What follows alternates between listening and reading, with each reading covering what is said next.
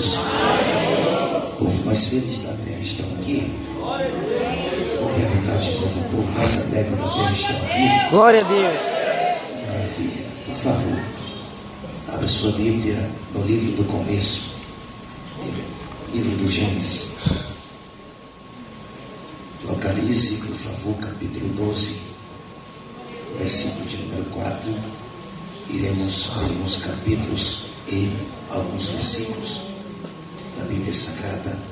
Enquanto se abre, eu quero externar minha gratidão ao Cordeiro de Deus por me conceder mais esta oportunidade para louvar o nome dele e agradecer a Deus por estar aqui pela primeira vez. Quero louvar a Deus pela vida do meu amigo, presbítero Vinícius, meu amigo e irmão, pastor Michel Ramos. Deus continue abençoando, juntamente com a sua família. Louvar a Deus pela vida dos demais pastores que estão em retaguarda. E minha companhia está a minha linda esposa, que me acompanha, está sentadinha ali, meus filhos. E é muito bom estarmos aqui para adorarmos o nome de Jesus. Glória a Deus. Pastor Michel, você é uma bênção de Deus. Tenho uma admiração, um respeito muito grande por tua pessoa. Deus seja louvado. Obrigado, pastor. Capítulo 12, versículo de número 4. Quem encontrou diz amém. Amém. Quem encontrou diz aleluia. Aleluia. Iremos ler alguns capítulos e alguns versículos da Santa Palavra, que está escrito no versículo 4. Assim partiu Abrão, como o Senhor lhe tinha dito, e foi Ló com ele. E era Abrão da idade de 75 anos, quando saiu de Harã. Quantos anos ele tinha? Quantos anos ele tinha, igreja? Capítulo 16, versículo 16, por favor, em nome de Jesus. Só quero pedir um pouco de retorno aqui, Michel, por favor, em nome de Jesus. Capítulo 16, versículo de número 16. Quem encontrou diz glória. Glória. E era Abrão da idade de 86 anos, quando Agar deu Ismael a Abrão. Quantos anos? Quantos anos? Capítulo 17 e verso 1. Quem encontrou diz amém. Amém. Sendo, pois, Abrão da idade de 99 anos, apareceu o Senhor a Abrão e disse: Eu sou Deus Todo-Poderoso, anda em minha presença e ser perfeito. Quantos anos? Quantos anos? Finalizo a leitura bíblica agora, capítulo 21, verso 5. Capítulo 21, verso 5. Finalizando a leitura bíblica, louva a Deus pela vida da missionária Nelma Barbosa. Deus honre como tem honrado, amém? Capítulo 21, versículo 5. Quem encontrou diz glória. Glória. Vou pedir para a igreja ler no som de 3, porque isso aqui é para você tomar posse do que é seu por direito. Vamos lá? 1, 2, 3.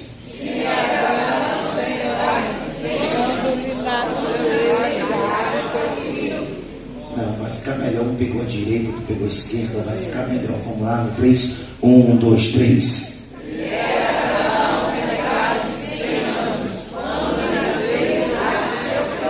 Pegue na mão do vizinho da direita e da esquerda, diz para ele, diz para ela assim: não tem para ninguém. Só pastor Michel e Vinícius entendeu, disse assim: não tem para ninguém. 2019 é o ano da promessa. Aleluia. Senta com glória em nome de Jesus. Eu vou pedir para o tecladista me ajudar aí, tá bom, Santo? Quando você sentir que o povo está indo para o céu, você vai junto, tá? Fica nada. Depois você volta para a gente dar glória aqui, depois vai embora de cabeça. Amém? Quem está sentindo Deus, diga aleluia.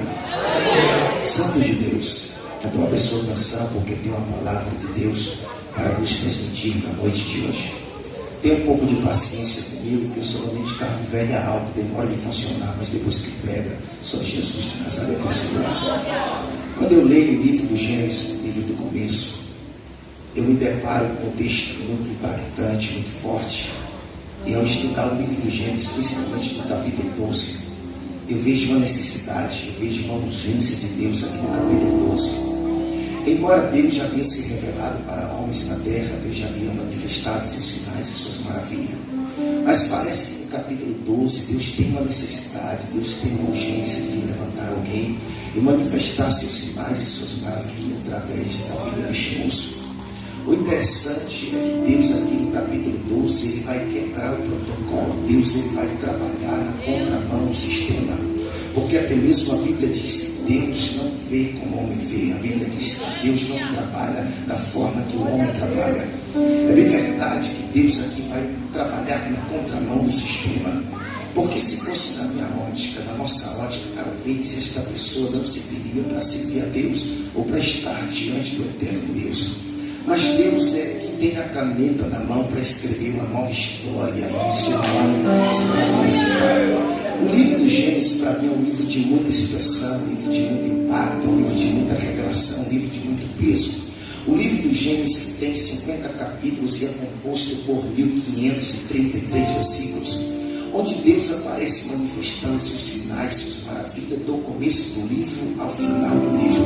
Pois bem, no capítulo 12, Deus agora ele vai entrar na contramão, ele vai se revelar a alguém que não estava no santuário como esse, assim como nós estamos, para adorar o Cordeiro de Deus, que não estava numa casa de oração como essa, para reverenciar o Deus Todo-Poderoso.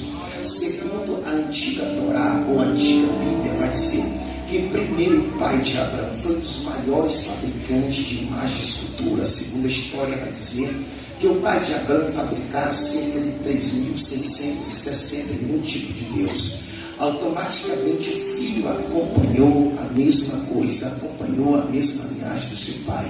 Haja vista que ele também, além de fabricar as imagens de escultura, eles passaram a adorar aos deuses estranhos, deuses que tinham pés, mas não andavam, ao Deus que tinha mão, mas não apontava, ao Deus que tinha cabeça, mas não pensava, ao Deus que tinha olho, mas não via, ao Deus que tinha ouvido, mas não ouvia. Pois bem, os deuses dentre esses 3.661 tipos de Deus, os deuses que mais se destacavam, os deuses que eles mais reverenciavam, os deuses que eles mais prestavam culto, era o Deus estrela, o Deus lua e o Deus sol. Pois bem, Deus vai entrar aqui agora e vai se revelar para Abraão. De verdade, que quando Deus vai falar para Abraão, dizendo para ele, na minha ótica, que mudaria a sua trajetória, mudaria o percurso da sua vida, Deus lhe fez uma promessa. Perceba uma coisa, Deus lhe fez uma promessa, era Deus dizendo assim: largue a proposta e abrace a promessa. Deixa eu te explicar nesta noite.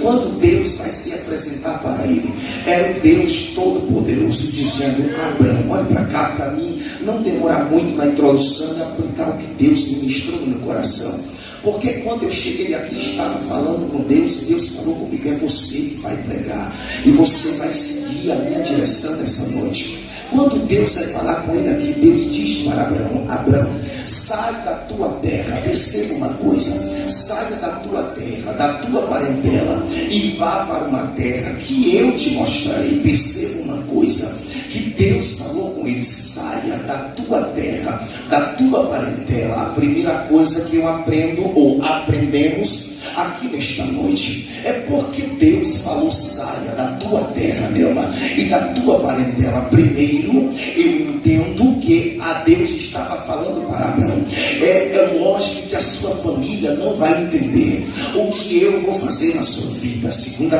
coisa, talvez a família iria atrapalhar o crescimento espiritual de Abraão com Deus. É bem verdade que quando Deus falou: saia da tua terra e da tua parentela, perceba uma coisa, que Deus não dá um endereço para ele, Deus não dá um guia para ele, Deus não dá um GPS para ele, Deus não dá, é simplesmente Deus disse: saia. Mas automaticamente, perceba uma coisa que eu não quero falar sobre Ló, talvez eu dou uma pincelada aqui. Abraão entendeu que Deus ia cumprir as suas promessas na capital do Egito. Me prova isso, pregador Carlos, no capítulo 12, versículo 10. A Bíblia vai mostrar, pastor Michel Ramos, ele descendo para a capital do Egito, imaginando ele que Deus iria cumprir as suas promessas na capital do Egito, só que ele está sobre ou no Egito, e ele entende que Deus não tem promessa para ele no Egito. Então Abraão retorna para o deserto.